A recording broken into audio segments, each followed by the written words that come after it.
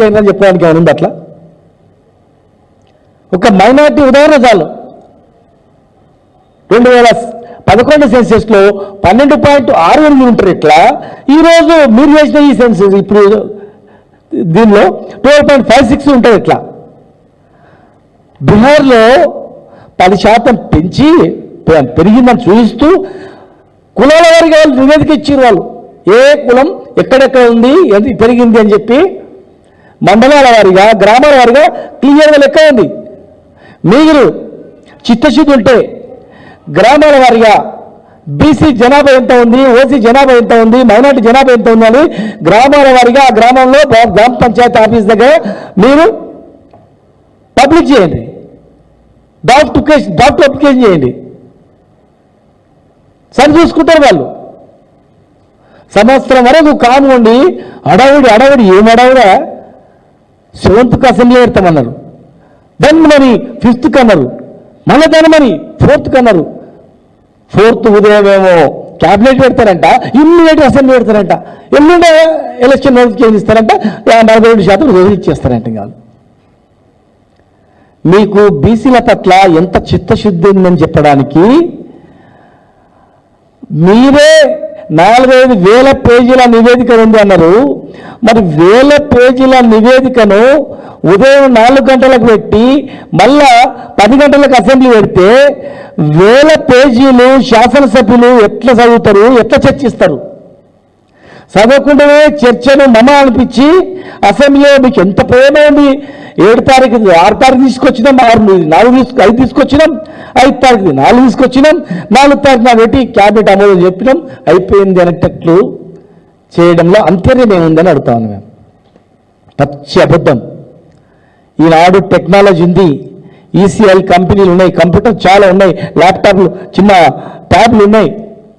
మీరు ట్యాబ్లు ఇచ్చి టీచర్లకు మొత్తం తెలుసు, చదువుకునే వాళ్ళతో వేయించిన అంటారు కదా, మీరు ట్యాబ్లు ఇచ్చి ట్యాబ్ ద్వారా సేకరించి ఇమ్మీడియట్గా సేకరించినటువంటి డాటా క్షణాల మీద సర్వర్కి వచ్చేటట్టు చేసుకొని ఇమ్మీడియట్గా ఇచ్చే అవకాశం మీకుందా?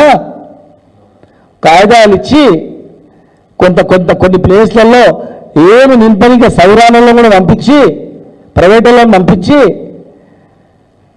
ఆయాలను పంపించి మీరు అడావుడి చేసి తప్పుల తడక అక్కడ ఎవరు సరే చేయకపోయినా చేసినట్లు మీరు అడావుడి చేసి ఇలా మరొకసారి బీసీలను మోసం చేయడానికి, ఎలక్షన్లో గెలవడానికి ఇది ఒక కుట్ర.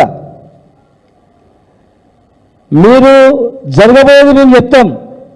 మీరు ఏం చేస్తారంటే అసెంబ్లీ తీర్మానం చేస్తారు, ఇదో సెంట్రల్ గవర్నమెంట్ పంపించినాము, ఇదో సుప్రీంకోర్టులో ఇట్లా అడ్డంకులు ఉన్నాయి, చేయగా రాదు, సుప్రీంకోర్టులో 50% మించొద్దని చెప్పిన కనుక మేము చేసినాం, ఇక కేంద్రం మీద దెబ్బేస్తాం అని అనుకుంటవచ్చు. ఇలా 42% రిజర్వేషన్ అమలు చేయడంలో మీరు బీజేపీ సహకారం తీసుకొని ఏం చేస్తారో తెలియదు. చాలా అంశాల్లో ఢిల్లీ పోతున్నారు. ఇప్పటికీ నెలకు 3 సార్లు పోయించిండ్రు, 100 సార్లు పోయిందంట. మరి ఎన్నిసార్లు పోయిండ్రు మరి? అందరూ ముఖ్యమంత్రి గారే 40 సార్లు 30 సార్లు అన్నారు. మరి మంత్రులు ముఖ్యమంత్రులు చాలామంది పోతున్నారు, కేంద్రంలో మంత్రులను కలుస్తున్నారు. మరి మీరు ఏం చేస్తారో? మాకు కావాల్సింది 42% రిజర్వేషన్, మాకు కావాల్సింది సరైనటువంటి నివేదిక. అడావుడి చేసి ప్రజలను మోసం చేయొద్దు. దయచేసి బీసీలు ఎవరైతే అక్కడ కాంగ్రెస్లో నాయకులు కూడా నేను చెప్తా ఉన్నాం, ఇప్పటికే ప్రభుత్వం వల్ల ప్రజలల్లో ఎంత ఇబ్బంది పడుతున్నారో మీరు చూస్తున్నారు. మీ ఎమ్మెల్యేలే ఎన్ని కష్టాలు పడుతున్నారో మీరు చూస్తున్నారు.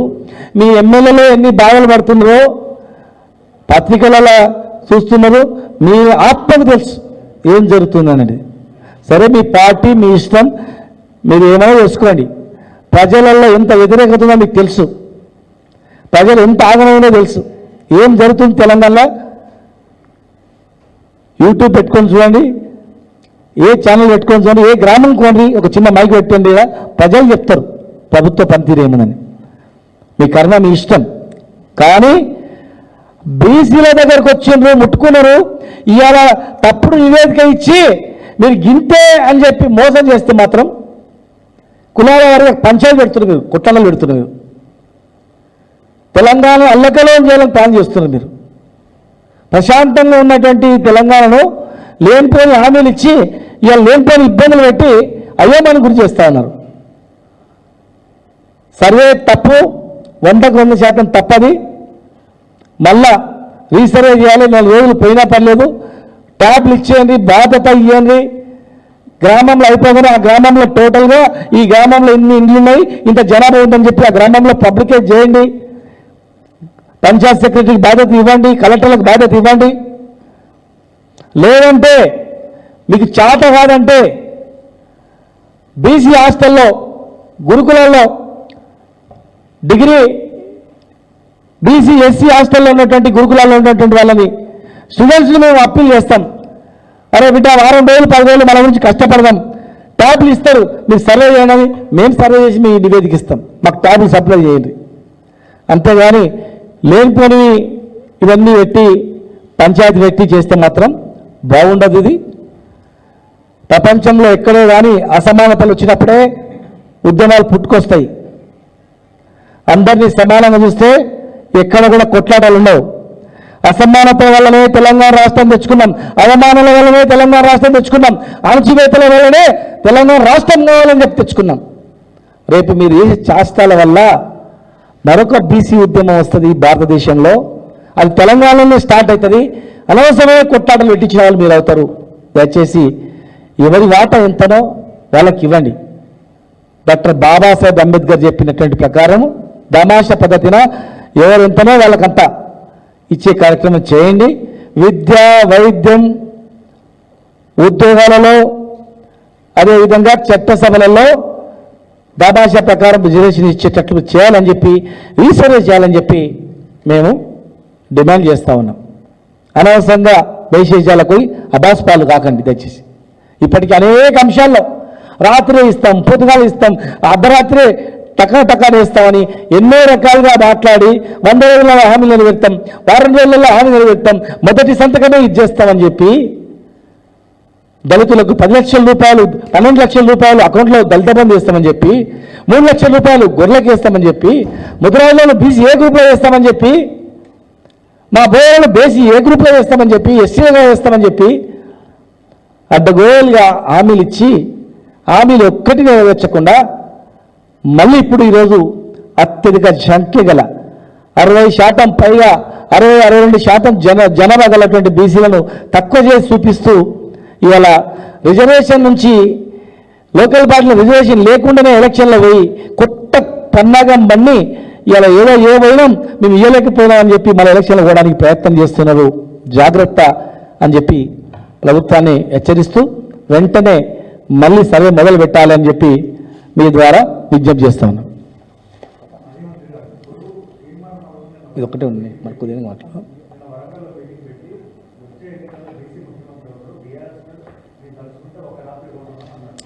ఇగో ముందు మేము మాట్లాడేది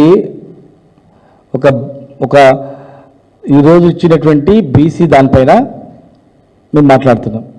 బీసీల దానిపైన ఒక బీసీల ప్రజాప్రతినిధిలో మేము మాట్లాడుతూ ఉన్నాం. ఈ అంశము దీని మీద కానివ్వండి, నెక్స్ట్ అది ఏందనేది చూద్దాం. ముందు ఈ నివేదిక తప్పు అంటున్నాం, ఇది తప్పుల తడక అంటున్నాం, ఇది మోసం అంటున్నాం, మరొక మోసం అని చెప్తున్నాం.